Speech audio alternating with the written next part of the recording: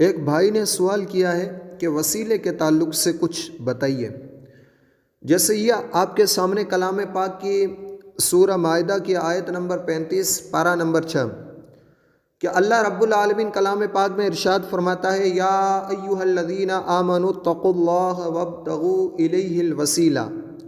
اے ایمان والو اللہ سے ڈرو اور اس کی طرف وسیلہ ڈھونڈو۔ یعنی کلام پاک میں وسیلے کا ذکر کیا گیا ہے، وسیلہ ڈھونڈنے کا۔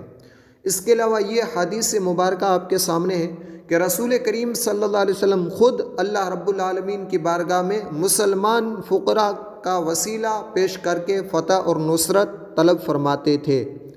اس کے علاوہ یہ ایک اور حدیث مبارکہ جو آپ کے سامنے ترجمہ شریف کی ہے،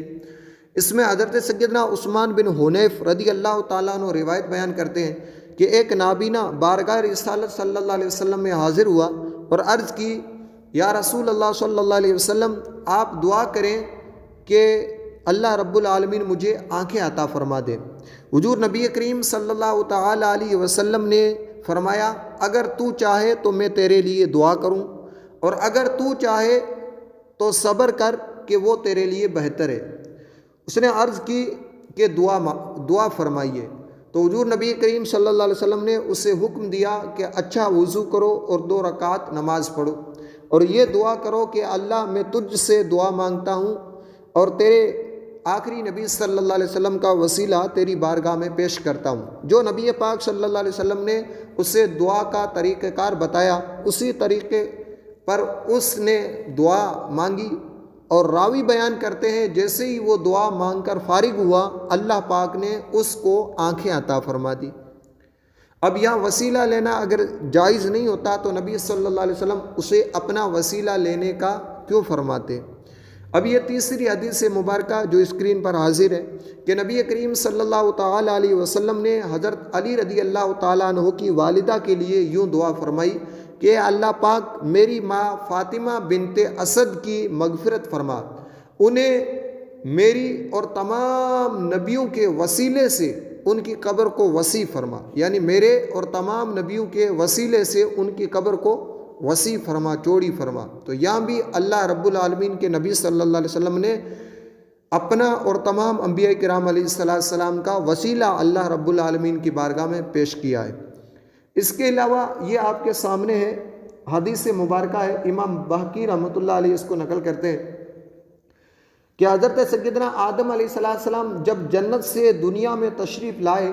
تو 300 برس تک اللہ رب العالمین کی بارگاہ میں روتے رہے اور گڑ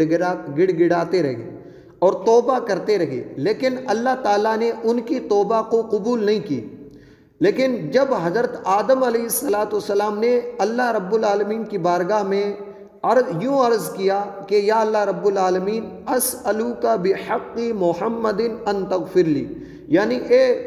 اللہ رب العالمین تیری بارگاہ میں تیرے محبوب محمد صلی اللہ علیہ وسلم کا وسیلہ پیش کرتا ہوں، ان کے وسیلے سے مجھے معاف فرما دے۔ تو اللہ رب العالمین نے حضرت آدم علیہ السلام کو بخش دیا اور ان کی توبہ کو قبول فرمایا۔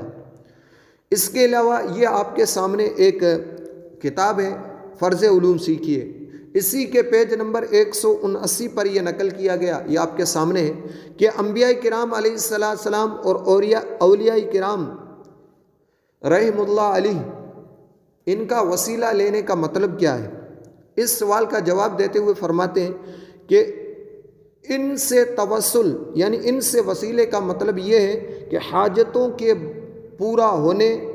اور مطالب کو حاصل کرنے کے لیے ان محبوب ہستیوں کو اللہ کی بارگاہ میں وسیلہ اور واسطہ بنایا جائے، کیونکہ انہیں رب تبارک و تعالیٰ کی بارگاہ میں ہماری نسبت زیادہ قرب حاصل ہے۔ اللہ رب العالمین ان کی دعاؤں کو پورا فرماتا ہے اور ان کی شفاعت قبول فرماتا ہے۔ یعنی ہم گنہگار بندے ہیں اور وہ اللہ رب العالمین کے نیک بندے ہیں، تو اللہ رب العالمین یقیناً اپنے نیک بندوں کی دعاؤں کو جلدی قبول فرماتا ہے، اور اس لیے ان کا وسیلہ پیش کریں گے تو اللہ رب العالمین ہماری دعاؤں کو ان کے وسیلے سے جلدی قبول فرمائے گا۔ اس کے علاوہ اور بھی بہت ساری کتب میں وسیلے کے تعلق سے ذکر کیا گیا ہے، لیکن آپ کے سامنے میں نے کلام پاک کی آیات اور حدیث مبارکہ جو نبی پاک صلی اللہ علیہ وسلم سے ثابت ہے وہ بھی، اس کے علاوہ حضرت آدم علیہ السلام کی توبہ کی جو ہے وہ بھی، ان تمام چیزوں کو سامنے رکھیں اور تو نتیجہ ایک ہی نکلتا ہے کہ ان تمام چیزوں کے اندر اس بات کا ذکر کیا گیا ہے کہ وسیلہ لینا جائز ہے، اور بلکہ امام طبق الدین سبکی شافعی رحمۃ اللہ علیہ لکھتے ہیں، یہ آپ کے سامنے ہے، کہ نبی پاک صلی اللہ علیہ وسلم کے وسیلے سے دعا کرنا جائز اور مستحسن ہے، چاہے ولادت باسعادت سے قبل ہو یا حیات ظاہری میں ہو یا وصال مبارک کے بعد میں ہو۔ اسی طریقے سے دوسرے بزرگوں کا وسیلہ بنانا بھی جائز ہے اور مستحسن ہے، یہ آپ کے سامنے ہے۔ تو یہ تمام بزرگوں نے اپنی اپنی کتابوں میں، اللہ پاک نے قرآن پاک میں، نبی کریم صلی اللہ علیہ وسلم کی حدیث مبارکہ سے اس بات کا واضح طور پر پتہ چلتا ہے کہ وسیلہ لینا رب العالمین کی بارگاہ میں جائز ہے، مستحسن ہے اور اچھا کام ہے۔ اللہ پاک ہمیں بھی وسیلہ لے کر اللہ رب العالمین کی بارگاہ میں اپنی حاجات کو پیش کرنے کی توفیق عطا فرمائے، اور اپنے بزرگوں کے فیض سے ہمیں بھی مستفیض فرمائے۔